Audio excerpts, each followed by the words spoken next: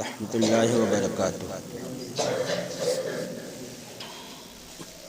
اعوذ باللہ من الشیطان الرجیم، بسم اللہ الرحمن الرحیم۔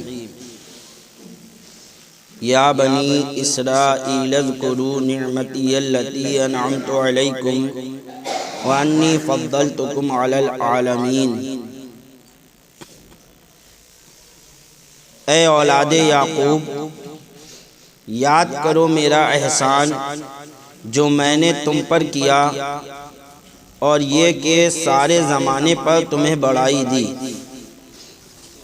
یعنی یہودیوں کو اللہ تبارک و تعالی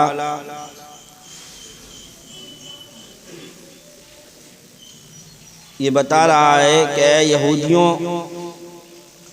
میں نے تمہارے اوپر جو بے شمار احسانات کیے ہیں ان کو یاد کرو، اور ان احسانوں کے ساتھ سب سے بڑا احسان میں نے یہ کیا تم پر کہ تمہیں سارے زمانے میں بڑائی عطا کر دی۔ تم اپنے زمانے میں سب سے اعلیٰ امت تھے، سب سے اعلیٰ امت بنی اسرائیل ہی تھی۔ اپنے زمانے میں تمہیں سب سے اعلیٰ بنا دیا، تمہیں سب سے افضل بنا دیا اپنے زمانے میں۔ تو فرماتا وَإِنِّي فَضَّلْتُكُمْ عَلَى الْعَالَمِينَ، اور یہ کہ سارے زمانے پر تمہیں بڑائی دی۔ اے بنی اسرائیل، صبر و نماز کے ذریعے ایمان اور تقوی اختیار کرو، اور بے شک یہ چیزیں بہت دشوار ہیں، مگر چونکہ تم پر ہماری نعمتیں بہت زیادہ ہیں اس لیے تم ان کو برداشت کرو۔ یا اے بنی اسرائیل، اگر تم سے صبر و صلات کا راستہ طے نہ ہو سکے تو تم شکر کے راستے سے ہم تک آ جاؤ، کیونکہ تم پر زیادہ نعمتیں ہیں، لہذا زیادہ شکر واجب۔ بھلا ہماری نعمتوں کو یاد تو کرو کہ ہم نے تم پر کتنی نعمتیں فرمائیں۔ ان نعمتوں کی خود قرآن کریم نے کچھ تفصیل فرمائی۔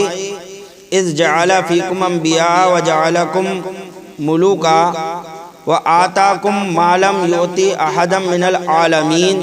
تم میں نبی بھیجے اور تم کو بادشاہ بنایا، اور تم کو وہ نعمتیں دیں کہ اس وقت دنیا میں کسی کو نہ دی۔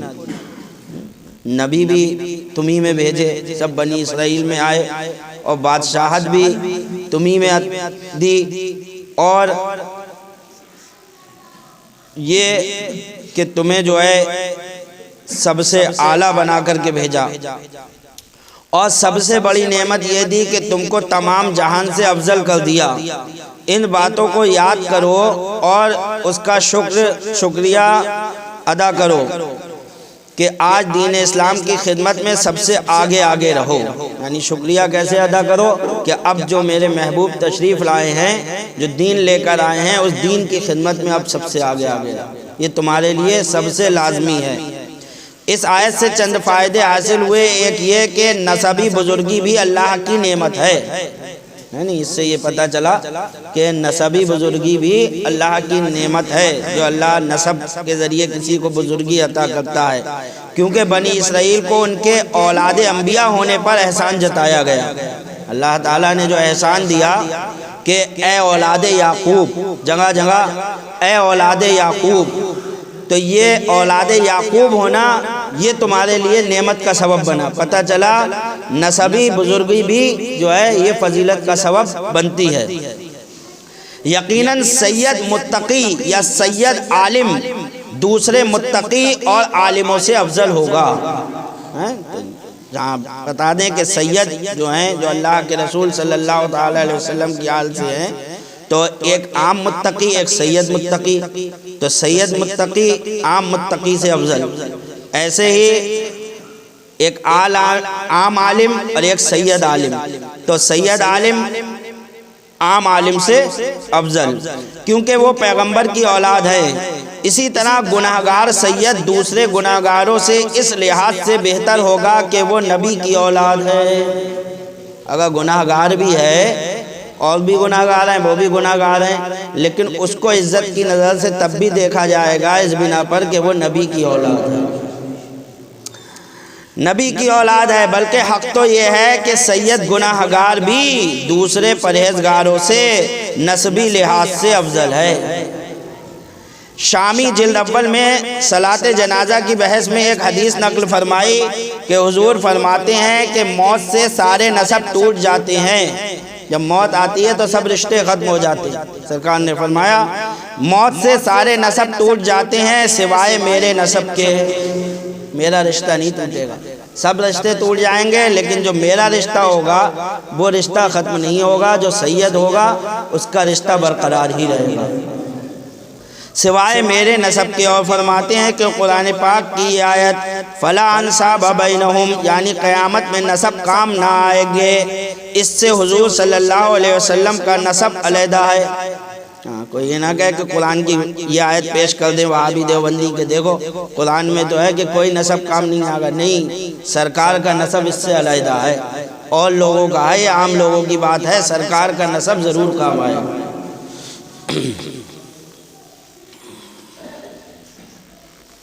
وَاتَّقُوا يَوْمًا لَا تَجْزِي نَفْسٌ عَن نَفْسٍ شَيْئًا وَلَا يُقْبَلُ مِنْهَا شَفَاعَةٌ وَلَا يُؤْخَذُ مِنْهَا عَدْلٌ وَلَا هُمْ يُنصَرُونَ۔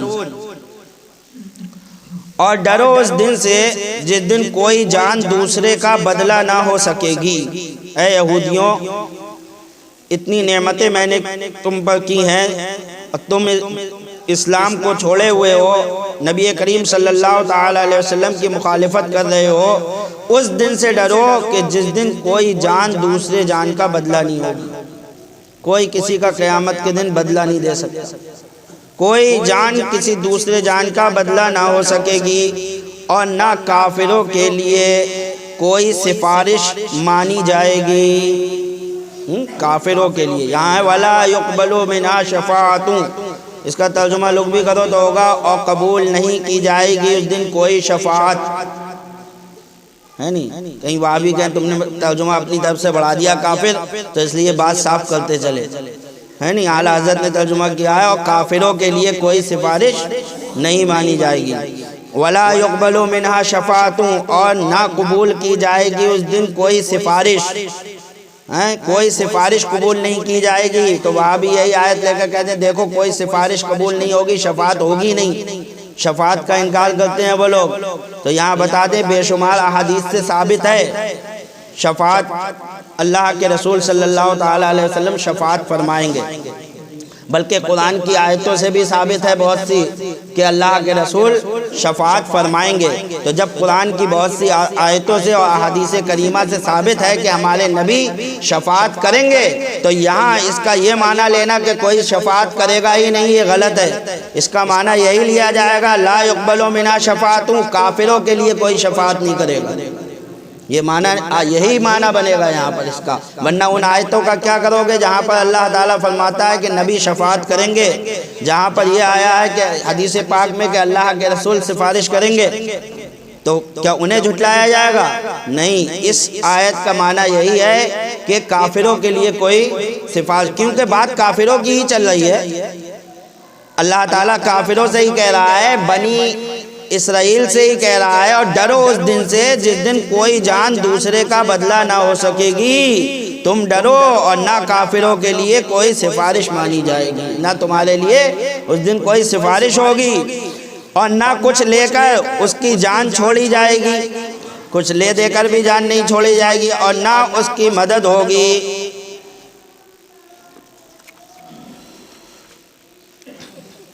اے بنی اسرائیل، تم کو چاہیے کہ ہماری نعمتوں کو یاد کر کے شکر گزاری کرو اور سرکشی سے باز آ جاؤ، ہماری اطاعت کرو نہ کہ غرور اور سرکشی۔ اگر تم اس سے باز نہ آتے تو خیال رکھو کہ تم کو ایک دن ہمارے سامنے آ کر حساب دینا ہے، اس دن سے خوف کرو، وہاں کسی صورت سے بھی تم عذاب سے نہیں بچ سکتے، نہ تو یہ ممکن ہے کہ دوسرا شخص تمہارا ذمہ دار بن جائے، یہ بھی نہیں ہو سکتا کہ بیٹا کہہ دے ارے میرے باپ کو چھوڑ دو، فرشتوں مجھے لے چلو، ایسا بھی نہیں ہو سکتا کہ تمہارے حقوق اور حساب و کتاب کو اپنے پر لے کر تمہیں چھڑا دے۔ اس دن کی سختی ایسی ہوگی کہ ہر شخص نفسی نفسی پکارے گا، سب کو اپنی اپنی پڑی ہوگی، کوئی کسی کے کام نہ آ سکے گا۔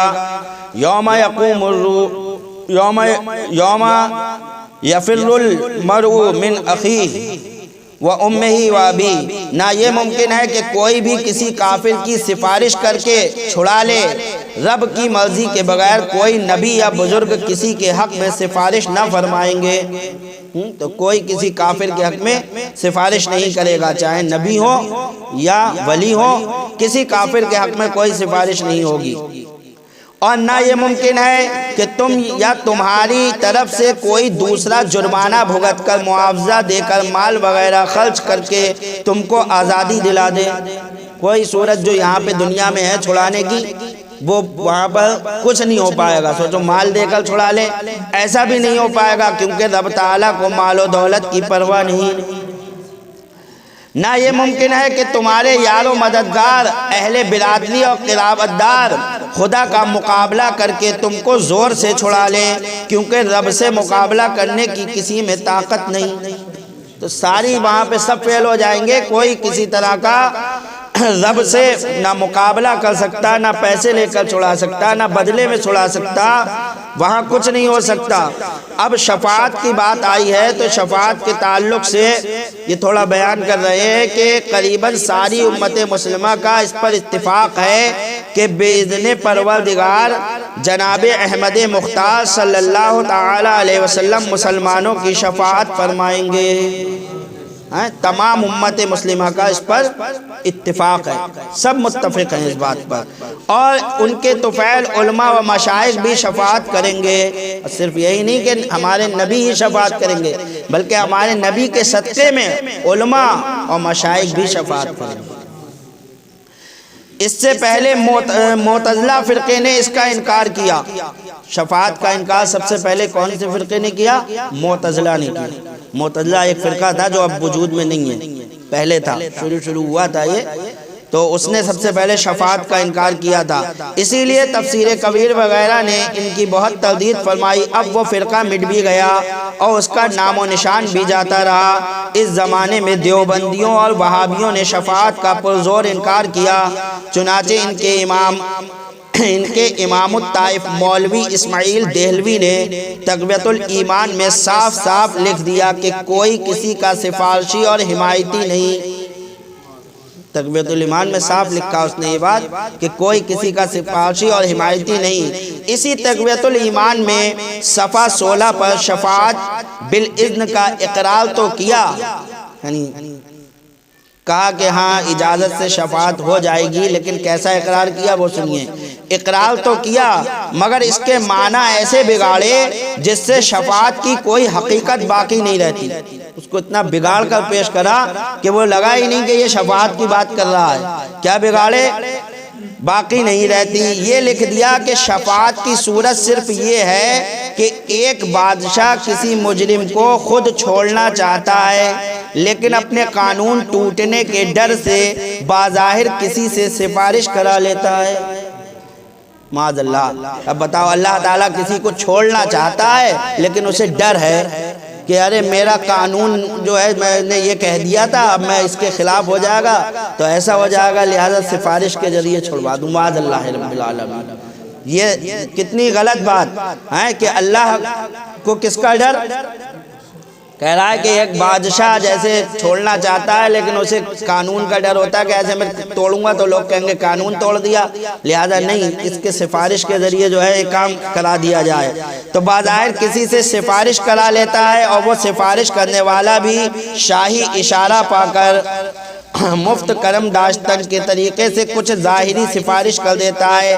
خدا کے یہاں کسی کی عزت نہیں، یہ لکھ رہا ہے کہ خدا کے یہاں کسی کی عزت نہیں، جو عزت سفارش کرنے نہ رب کو کسی سے محبت کہ اس کی بات محبت کی وجہ سے مان لے۔ یہ لکھ رہا ہے، کہہ رہا ہے نہ رب کو کسی سے محبت، جو محبت کی وجہ سے بات مان لے۔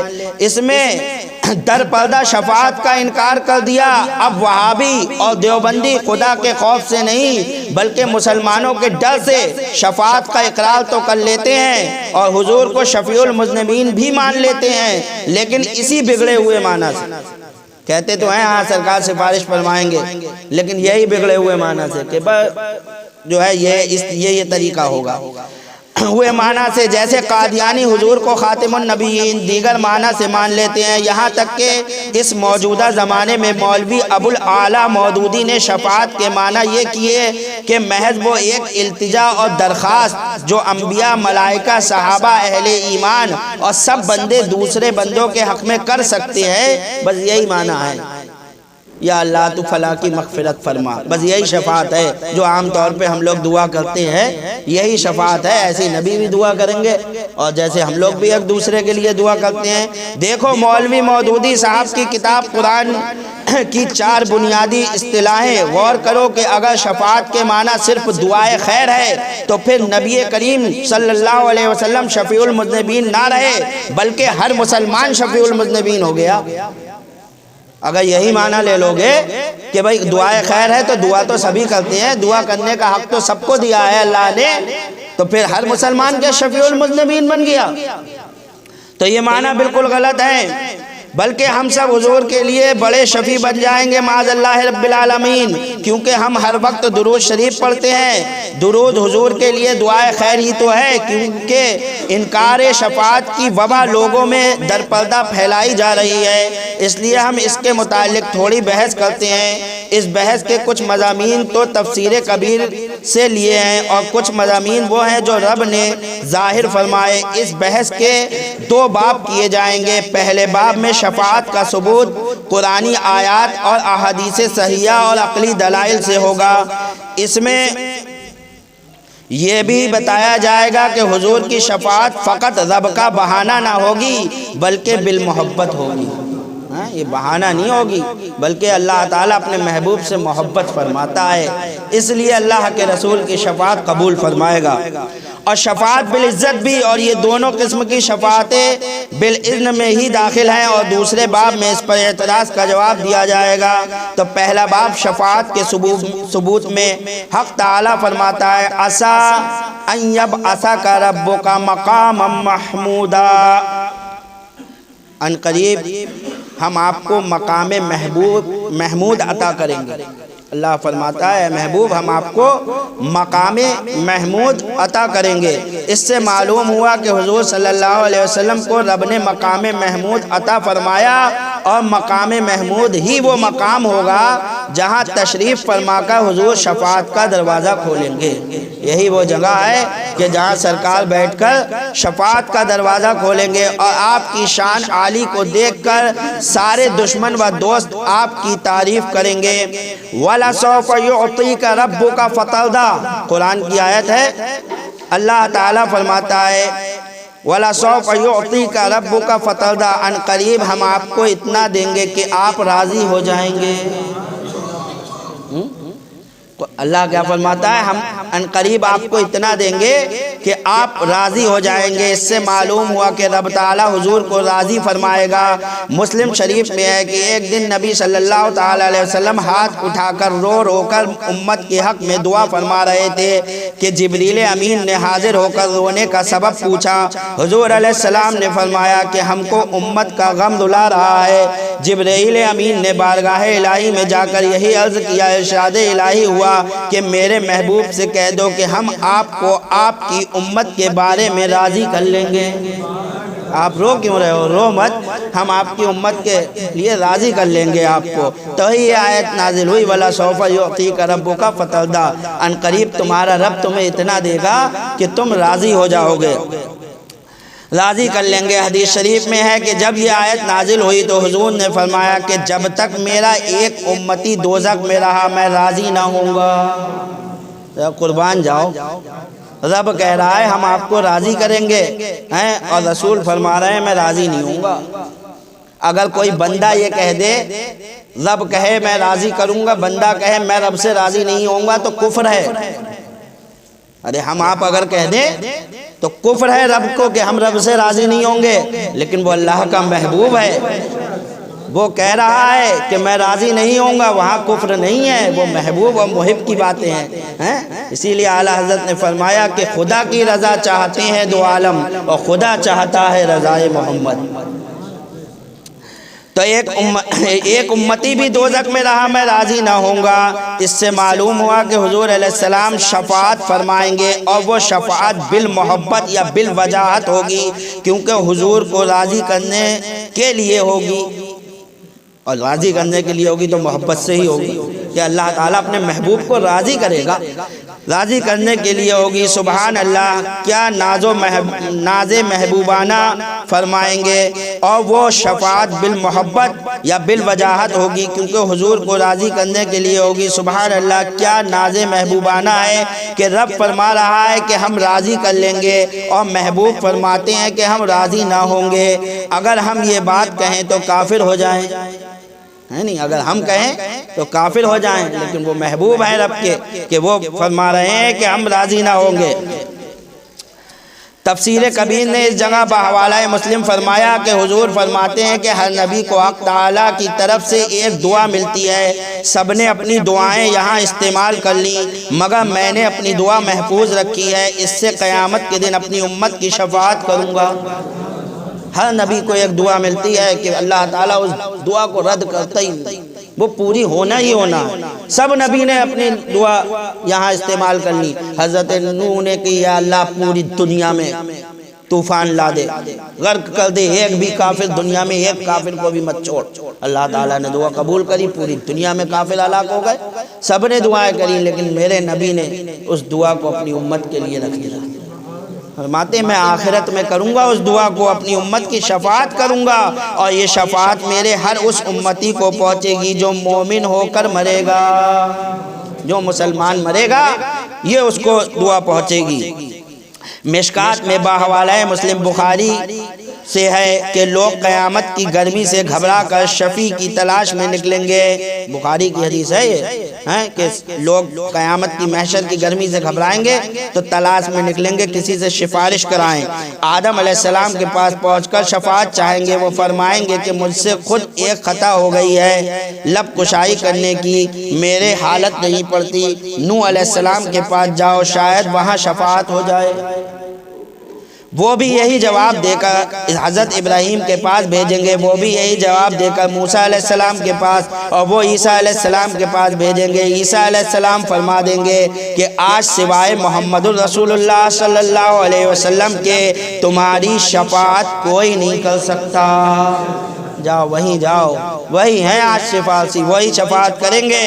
تب سب لوگ ہمارے پاس آئیں گے، ہم کہیں گے، کون کہہ رہا ہے؟ سرکار کہہ رہے ہیں۔ آدمی جب ویسے میں بولتا ہے، لیکن جب ذرا فخر میں ہوتا ہے نا تو کہتا ہم، ہے نہیں؟ ہم ذرا جو ہے آدمی تب بولتا ہے جب اپنے آپ کو کچھ سمجھتا ہے، آج بھائی ذرا کچھ ہوں، ہم نے یہ کیا، ویسے کہتے ہیں میں نے یہ کیا، لیکن ہم نے کیا، تو ہم میں ذرا وہ ہے۔ اب سرکار فرما رہے ہیں ہمارے پاس آئیں گے، یہ ہمارے پاس آئیں گے، ہم کہیں گے، یہ نہیں کہنا سرکار میں کہوں گا، ہم کہیں گے۔ اس وقت سب طرف ہوئی آئے، اب ہمارے پاس آئیں گے، ہم کہیں گے کہ بے شک شفاعت کرنا ہمارا کام ہے، ہمارا کام ہے شفاعت کرنا، شفاعت کرنا ہمارا کام ہے۔ پھر ہم سجدے میں سر رکھ کر شفاعت فرمائیں گے، حکم الہی ہوگا کہ اے محمد اپنا سر مبارک اٹھاؤ، بات کرو سنی جائے گی، شفاعت کرو قبول کی جائے گی،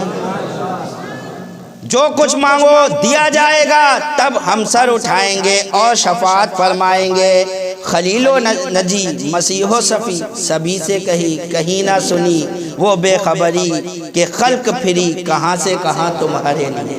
اللہ کے رسول ہیں فرماتے ہیں فقط اتنا سبب ہے انعقاد بزم محشر کا، قیامت کے دن اللہ تعالیٰ یہ محشر قائم کرے گا جو سب حساب و کتاب ہوگا۔ کیا ضرورت اللہ کو؟ ارے اللہ سب جانتا ہے، اسے جانتا ہے کون جنتی ہے کون جہنمی ہے، کس نے کتنے گناہ کیے، اس سے کوئی حساب لے گا؟ وہ جنتیوں کو جنت میں ڈالے، جہنمیوں کو جہنم میں ڈالے، کوئی کچھ کہہ سکتا ہے؟ کافروں کو اٹھا کے جہنم میں ڈالے، جنتیوں کو جنت میں ڈالے، جس نے جو کیا اس کو وہ سزا دے۔ کیا ضرورت ہے حساب و کتاب کی؟ کیا ضرورت ہے کسی سے پوچھنے کی کہ میرے بندے تو نے بتا کیا کیا کیا، کیا کیا کچھ کیا؟ کیوں یہ میدان محشر سجے گا؟ کچھ ضرورت نہیں تھی۔ اللہ مالک و مختار ہے، جو چاہے کرے، کس کو مجال کون کیا کرتا، لیکن نہیں، فقط اتنا سبب ہے انعقاد بزم محشر کا کہ ان کی شان محبوبی دکھائی جانے والی۔ ہمارے نبی کی شان وہاں دکھائی جائے گی۔ ہاں وہابیوں، ہاں دیوبندیوں، تم دنیا میں کہتے تھے کہ اللہ کے علاوہ کسی اور کے دروازے پہ جانا یہ شرک ہے، یہ جو ہے شرک ہے، تم کیوں جو ہے فلاں کے دروازے پہ جاتے ہو، فلاں کے خواجہ صاحب کے یہاں جاتے ہو، غوث پاک کے یہاں جاتے ہو، تم جو ہے امام حسین سے مانگتے ہو، تم نبی سے مانگتے ہو، یہ بتاؤ میدان محشر میں سب سے پہلے آدم کے پاس کیوں پہنچے؟ جس کو شرک کہہ رہے تھے میدان محشر میں سب سے پہلے وہی کام کرنا پڑا۔ ارے اللہ کے علاوہ کسی اور کے پاس جانے کو ہی تو شرک کہہ رہے تھے کہ اللہ کے علاوہ کسی سے مت مانگو، کسی کے پاس مت جاؤ۔ اب یہ بتاؤ میدان محشر میں سب سے پہلے شفاعت کے لیے حضرت آدم کے پاس کیوں پہنچے؟ سب پہنچیں گے، وہابی بھی تو ہوں گے اس میں، سب پہنچیں گے۔ حضرت آدم کہیں گے جاؤ اب دوسرے نبی کے پاس، یہ اللہ کے علاوہ نبیوں کے پاس کیوں بھاگ رہے ہو؟ اللہ دکھا رہا ہے، اے وہابیوں دیوبندیوں، جس کو تم نے شرک کہا تھا میدان محشر میں سب سے پہلے وہی کام تمہیں کرنا پڑ رہا ہے، وہی کام کرنا پڑ رہا ہے جس کو شرک کہہ رہے تھے۔ اور اعلیٰ حضرت فرمائیں گے آج لے ان کی پناہ، آج مدد مانگ ان سے، اب کل نہ مانیں گے قیامت میں اگر مان گیا۔ اب جاتا رہے تو کسی کے پاس، اب تیرے جانے سے کچھ نہیں ہوگا۔ یہ ہے قیامت میں پہلے وہی کام ہوگا جسے وہابی شرک کہتے تھے، یعنی اللہ کے بندوں سے مدد مانگنا اور ان کے دروازوں پر مدد کے لیے حاضر ہونا۔ اس مجمع میں وہابی بھی ہوں گے جو میرے اور آپ کے محبوب صلی اللہ علیہ وسلم کے دروازے پر ہاتھ پھیلانے جائیں گے۔ ہم محشر میں خیر دیکھیں گے۔ نجدی آج ان سے التجا نہ کریں، جب کل ان سے مانگنا ہے تو آج ان سے کیوں اکڑتے ہو؟ کل بھی مانگنا ہے لہذا آج ہی مانگ لو۔ اللہ تبارک و تعالی ہم سب کو توفیق رفیق عطا فرمائے۔ اعلیٰ حضرت فاضل بریلوی نے جو ہمیں دین دکھایا ہے وہ وہی 1400 سال پہلے کا صحابہ اکرام کا دین ہے، جسے آج دنیا مسلک اعلیٰ حضرت کے نام سے پہچانتی اور جانتی ہے۔ ہم سب مسلک اعلیٰ حضرت پر مضبوطی سے قائم رہیں، انہی عقیدوں پر رہیں۔ اسی لیے جو ہے حضور تاج الشریعہ نے فرمایا کہ جو ہے مسلک اعلیٰ حضرت پہ قائم رہو، زندگی دی گئی ہے اسی کے لیے۔ وما علینا الا البلاغ، سنتیں پڑھنی پڑھیں۔